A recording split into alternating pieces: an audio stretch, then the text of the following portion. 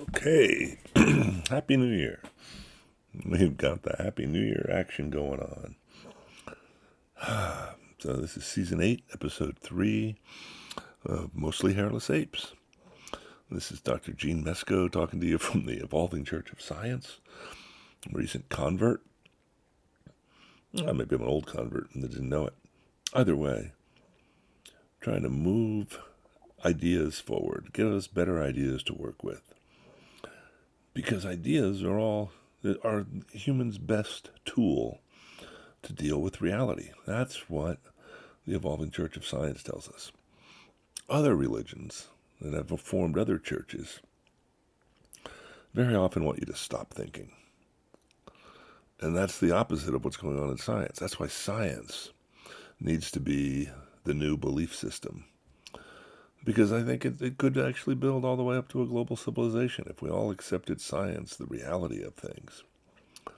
And we said, oh, wait, there's matter and energy and space and time, and there's this weird process of evolution where life changes over time because of the interaction of these fundamental forces of gravity and electromagnetism and and what's happening in reality, and why do those things manifest a certain way? Why are there only so many resources here?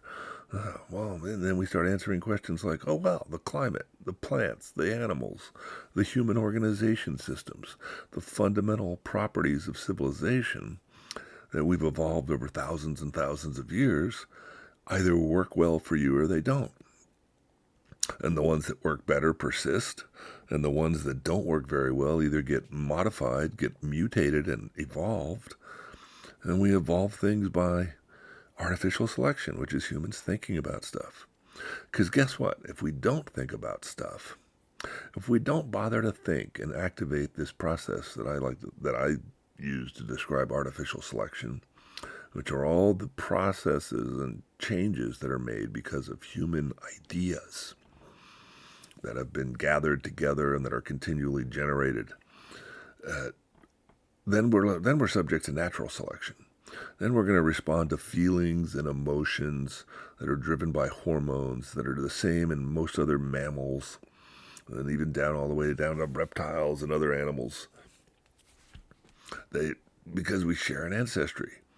We go all the way back, and we've got those same feelings inside of us, and we can react with our libidos or our hungers and our thirsts, and we can respond to those feelings, and we can respond to hate and lust and all those emotions that can generate action. Or we could stop and think. And if we stop and think, then we're being truly human. We're no longer just Homo sapiens. We're no longer just a biological species. Now, we're thinking humans, and we're civilized because we say, I'm going to follow certain rules. That's the essence of civilization, and that's why you need a belief system. You got to have some rules that say, all right, well, I'm going to acknowledge, my rule number one is acknowledge reality. That's the only real rule in the Church of Science. Reality is the shared matter, time, space, energy that's around us. And once we acknowledge that reality, then we get others to accept that, then we can say, all right, well, what else do we have to work with? Then we can say, what other problems do we have? What's your problem? And that's where we look around and we say, what are the problems? And we could act locally to fix our problems. We could think globally. That's one of my favorite bumper stickers of all time.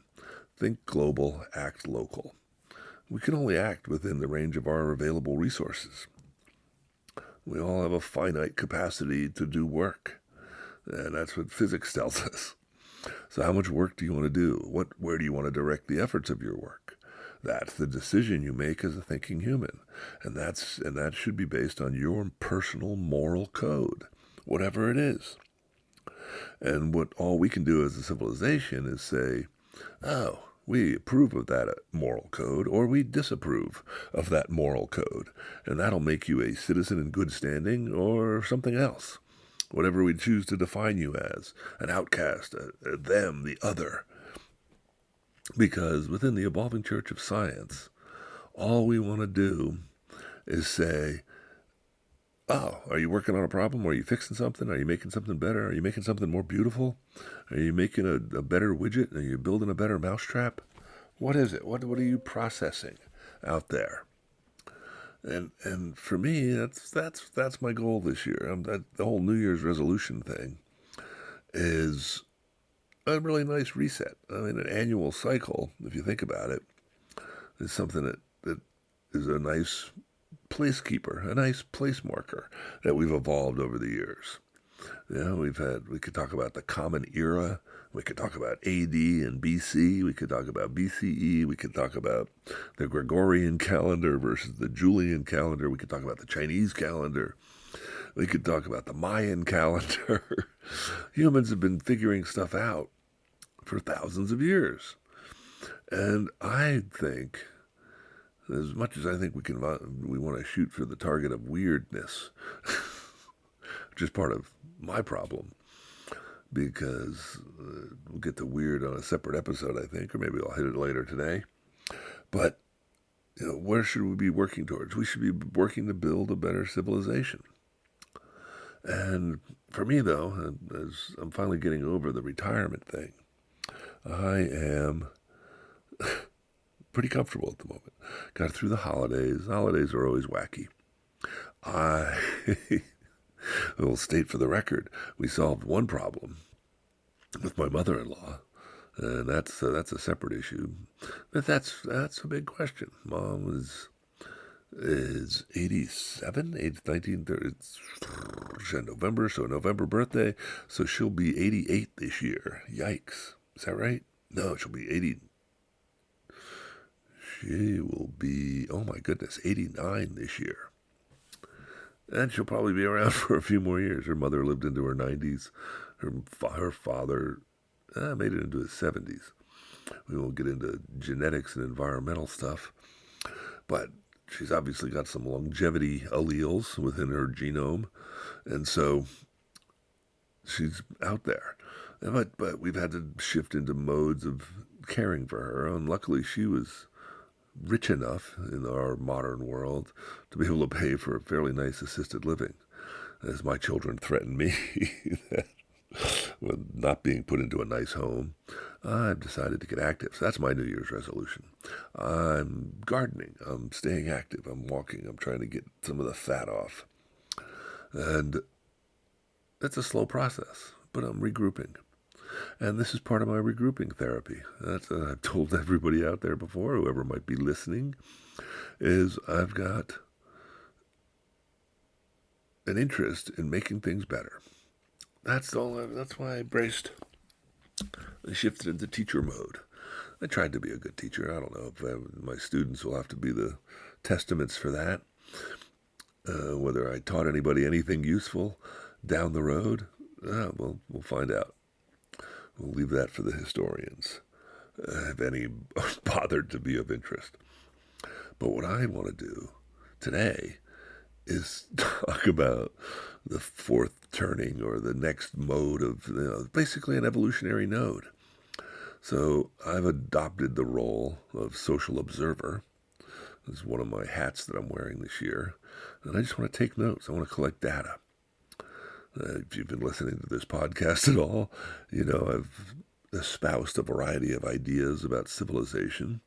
That civilization is a group of conscious individuals who share a belief system. That belief system allows them to develop an ethical code, a set of rules that they find acceptable, and that allows them to work together to solve problems, because that's all anybody should do, ethically, in my opinion, is they should be solving a problem. They should be taking care of their own business, and if they can help other people. But everybody should be taking care of their own business. But here's the trick, I think, for us at the social level. We have to take care of business within a group.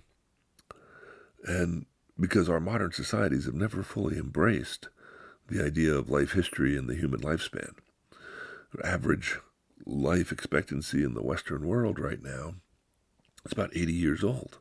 Mom's made it past that to 89. I'm at 66 right now. Or no, I'll be 66 in a few weeks.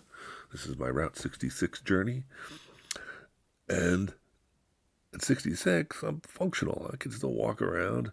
I got some heart issues, probably some residue of abuse.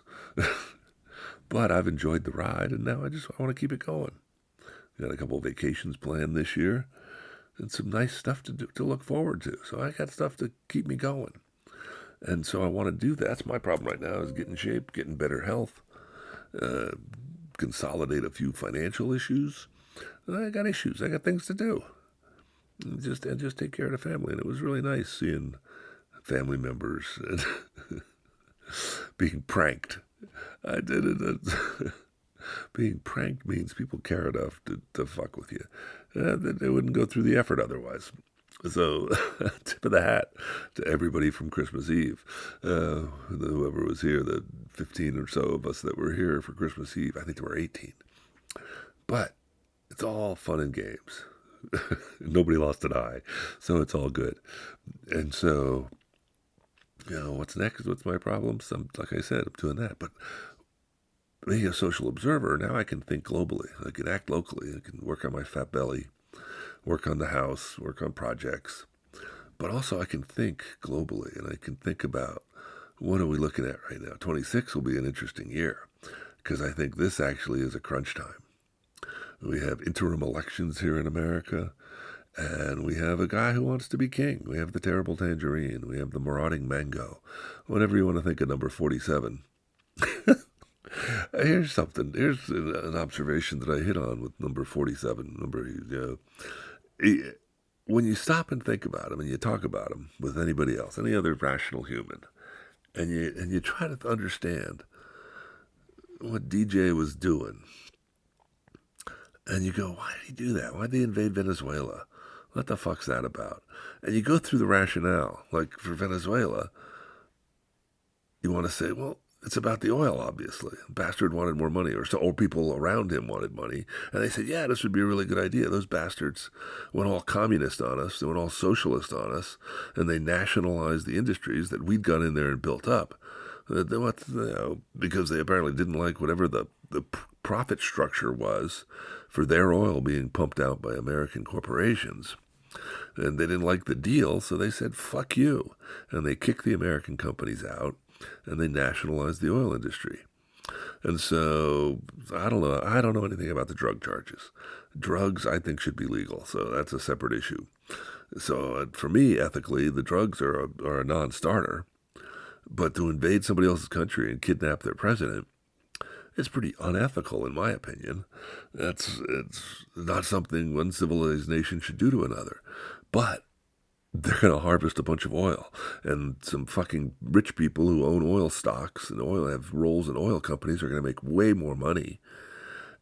And I have to say, wait a minute, so if that's the reason, if that's the main reason why you did this, why you sent fucking people in harm's way to kidnap the leader of another nation, then you're an asshole.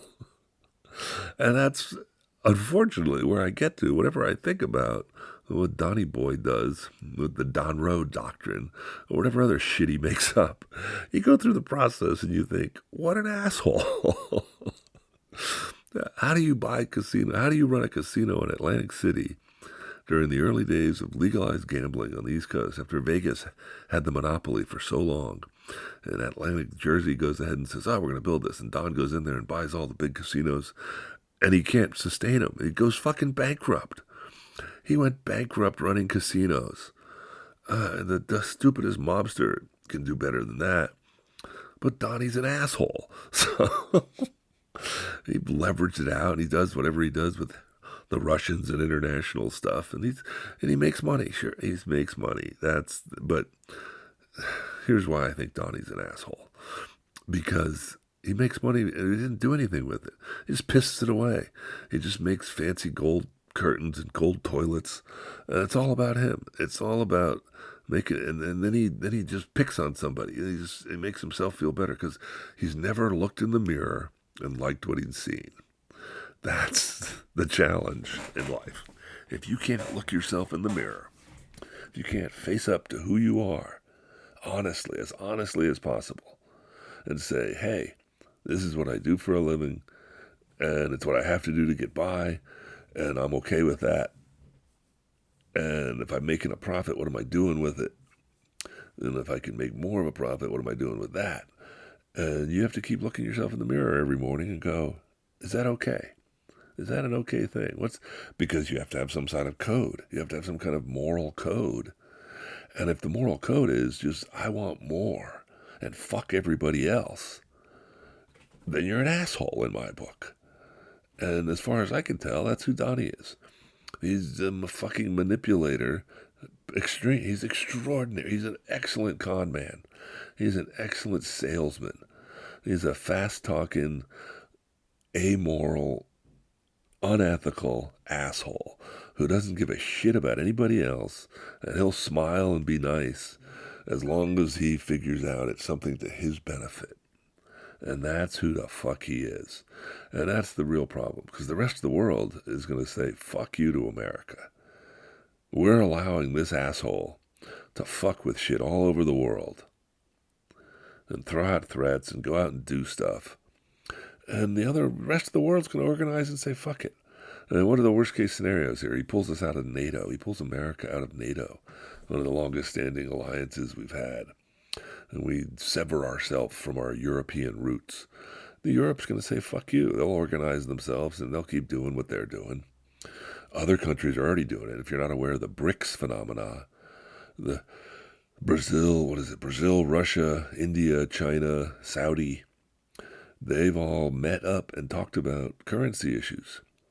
And if you're not familiar with how reserve currencies work, you have to appreciate that we were last guy standing after World War I. America was last man standing, and we took the baton from the colonial powers. That's really what the 20th century was about.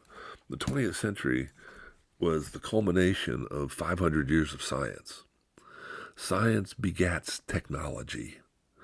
And so once we understand how stuff works, we want to play with it. We want to manipulate it. That's why everybody loves games. Everybody's curious. Kids are curious. And if you're ever in an educational system, and in that educational format does not have a functional system for asking questions, for students to inquire about what's next or what's more, then it's not a very functional educational system. Because any given functional education system should be scientific. And in science, as we learn in the Evolving Church of Science, first step is doubt, is acknowledging that we don't know everything. That's why we need a belief. And so to believe, have a minimalist belief in stuff we can prove and say, this is the best theories we have. I mean, that's why that's really what a scientific theory is, in case you're unclear. A theory in the most formal sense is just a verified hypothesis, a hypothesis with some data backing it up. You go back and learn about the scientific method, and you observe it's something, and you come on and you gather data, and you look at something, and you say, I think this is how this works. You generate a hypothesis. That's the process of the scientific method. You propose an explanation. And then you run the experiments, and you gather more observations, and you collate the data, and you synthesize ideas, and you talk to people, and you discuss it, and you review, and you do the calculations, you do the frickin' math. And when the information either supports the hypothesis or it invalidates the hypothesis. And when you keep getting evidence, you keep getting more and more evidence, more and more data supports the hypothesis. Eventually, we elevate it to the concept of theory, or maybe even a law. And that's the idea behind science. That's how science works. And that's what we look for in the Church of Science. So anything that's not scientific, that's not letting you ask that question, is this the best way to do this? Then it's falling short, and we should always be looking to improve it. And however that works in your system, that's your job. That's your problem. If you're working in that area, if you're making money off of that, if you're doing stuff, how are you making it better? How are you improving the system? Because that's all the church wants. That's all the church asks of you. And if you can justify it based on your moral code, if you think white people are the best thing in the world, they're the best thing out there since sliced bread, since white sliced bread, and that white people are the best thing, and you want to get rid of all the other non-white people, well, good luck with that, because I think First of all the non-white people are going to have an issue with you. And guess what? A bunch of white people are going to have an issue with you too, because a bunch of white people understand science enough to say, oh, wait a minute, we don't want to breed for monoculture. Ask any agronomist, an agricultural scientist, a farmer. You don't want to just keep planting the same crop over and over and try to breed purebreds. That's what we ran into with dogs. It's why freaking German Shepherds have hip dysplasia. Because once you start inbreeding in a sexually reproducing species, you get funny looking kids. You get FLKs. You get recessive allele expression, whereas heterozygotes have an advantage in many cases. You get hybrid vigor. You do outbreedings to control that. That's a basic genetic phenomena that we've learned from science. We want to have new ideas. We want to have new options. And if artificial selection, the essence of ideas becoming behavior, then that's a whole separate set of information, just like genetic information down inside of DNA and cellular biochemistry. And all of the mechanics of how the natural world works and how natural selection works, that's at the probability is at least significant enough to think about that if mental information operates the same way, we don't want to just keep pounding the same rock. We want to mix it up. We want to have options because there might be a better way. And once again, if we can figure that out, then we're golden. Then we're making things better. And that's life. That's why we should all belong to the Evolving Church of Science. Even if you're doing art, you're just going straight for beauty. You still have to be a technician to a certain extent. You've got to acknowledge what paint pigments work together, how they mix together, just in terms of a solution or a suspension. How fast they're going to dry, how quickly you have to work, what medium will they adhere to. What do you need to do to your canvas? What are you sculpting? What tool would be best? Is there a better tool? And so the scientific approach is people want to call it common sense. Common sense is actually the stuff we've done with science enough to become a law, to become a functional law. Gravity works. We know things fall down. So you don't let the cat get up on the counter and knock shit off. There's basic common sense ideas that ultimately go back to stuff we've learned about reality. That's what common sense is. And it's the rules that have become so redundant that we've accumulated enough knowledge to say, oh yeah, you got to eat well. You got to keep things warm. You got to keep the vermin down. You want to keep things clean. We want to minimize contamination. And unless you want contamination, to make things like beer and wine, which I think is its own art form and science. But that's the beauty. Make stuff beautiful, make stuff useful. That's what we're doing in life. And we're making it better. If it's more useful, if it's more beautiful, that's better. So that's all we should be doing. Have nothing in your life that's not useful or beautiful. Just bringing out all the tropes today. That's what I'm doing. I'm setting up the new year and going for the new year resolution of saying, I'm going to be better this year. And how am I going to be better? Well, I'm going to be less fat. Got my weight planning, got my weigh-in in 2 days. That's my goal. That's my pattern that I've settled on. Saturday morning weigh-ins. And we'll see if I can knock those pounds off. Get in shape, build up a little cardio, make the garden more beautiful, finish some house projects, and keep doing this. I just want to keep saying, hey, out there, this is beautiful therapy for me. I really appreciate anybody who's listening. There's very few listeners out there who have bothered to listen to some of this stuff. And hopefully, I don't know, maybe I'll do something different in the future. But for right now, I'm going to keep going out. Thursday morning seems to be my time slot for right now. It's on my calendar for the year. I try to be a little more consistent. I'll branch into some other things later on. Working on some AI training. Let's use the new tech. And lots of new stuff to come, hopefully. But for right now, we just got to get over. For me, I'm going to keep working locally, but thinking globally. And I want anybody who's listening to think about globally. Think about what's going on, what's going to happen this year. Here's my prediction. I honestly hope it's true. Is a little bias there, But I think we're going to roll around to the 26 elections, and hopefully we'll get a little more blue in Washington, and Donnie will be more upset. But we have to stop this trend. I see what Donnie's doing as the last gasp of colonialism. What I see is that the Western European powers, where current modern science really first took hold in a big way, and provided technology that allowed the Western nations, the Western European nations, to become the dominant powers. At first it was Portugal and Spain with navigation skills. The British took over, a little more better weaponry and sailing, whatever it was that allowed the British take down the Spanish Armada, and the British became the global empire with the Pax Britannica. But then the monarchies got in the way, so we got tired of all the church and king stuff. And so we brought out atheism, we brought out communism, we brought out socialism, we brought out democracy, brought out all these alternatives to monarchy and monotheism. And that really disrupted life. That really fucked things up in the 20th century. Because we had a lot of arguments about it, and some of them that ended in wars. But then we finally hit nuclear weapons. And nuclear weapons hit the pause button. Thank goodness science came up with nuclear weapons. Because to have the ability to wipe out millions of people with very minimal effort, and there's nothing they can do about it, is staggering, is from a historical perspective and from a leadership perspective. And subsequently, you have to at least be aware of that. And so you can play these silly games of having military, but when you stop and think about it, then you say, well, all right, so we have to have defense.